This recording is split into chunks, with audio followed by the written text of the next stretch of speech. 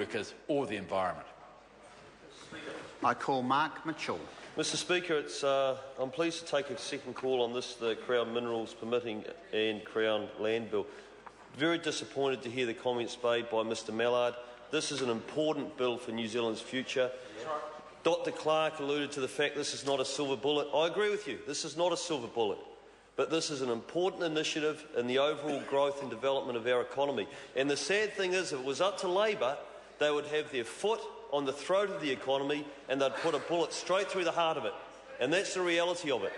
This is an important bill, and it's important for New Zealand to make sure that we start developing our mining sector in a responsible manner.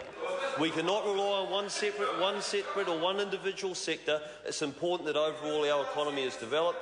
And Mr Speaker, I'm very happy to stand in support of this bill. Thank you. I understand the next call is a split call. The Honourable Damien O'Connor. Thank you, Mr Speaker. And can I just acknowledge and applaud my colleague Trevor Mallard, who summarised the situation very, very well. The truth is that the national government's management of mining issues has been inept, completely. They charged off with a policy that said we will mine national parks. Everyone in New Zealand objected to that, other than the radicals and the fringes, Mr Speaker. And as Mr Mallard said, it actually swung things back into the Greens camp. Mr Speaker, the Labor Party and myself support mining. We support responsible mining, and we support safe mining. We haven't always had that. That's why we supported the bill into Select Committee, Mr Speaker, where there was some good consideration. I got an email from someone saying, oh, we won't have any mining under Labor Greens government. Well, the truth is there were more mines opened and more mining development under the Labor Green government than we've seen under National. But we did it in a responsible way, Mr Speaker. And the fear is that with these changes, we may step backwards into a position that is not sustainable, and as Mr Mallard said, will end up with further change. Certainty is what the National Government offered mining in 1997 when they said Schedule 4 and National Park areas are out of bounds. That was supported by the Labor government because it offered the industry certainty. That's what is needed, as Mr Mallard said, to invest the hundreds of millions of dollars. We have always supported mining that is responsible, and when it comes to conservation land, we've said Schedule 4 is out of bounds, and we have allowed and negotiated with mining companies to mine on conservation land, very, very cautiously.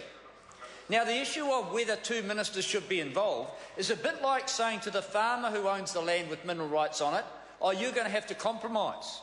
You're going to have to compromise as to whether mining should occur there. The National Government would not dare say to the miner or any other landowner, you've got to compromise the decision.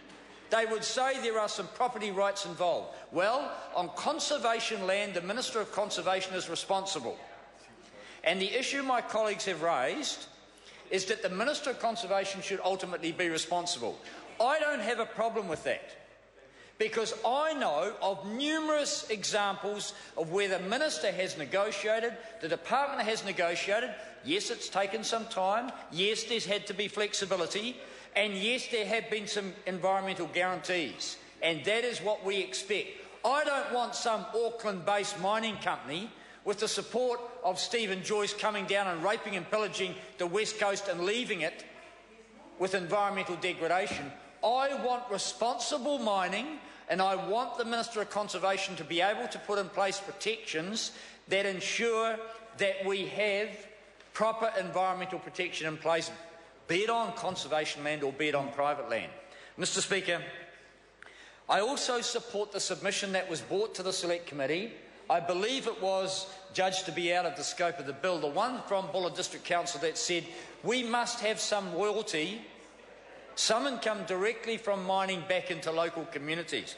Mr Speaker, we've said that we in the Labor Party want mining if there is benefit to the local economy. Well, we do have jobs, as we know. The issue is the sustainable benefits that are enduring beyond the life of the mine. And it is a fair question that submitters should put to the committee, and I see it has been rejected by the government or by the committee, that a portion of the royalties and levies from mining go back to the local community, Mr Speaker. I think it's a very reasonable proposition. It's one I still want to discuss with my colleagues, Mr Speaker, and as the bill goes through the committee stages, we will wait and see what happens.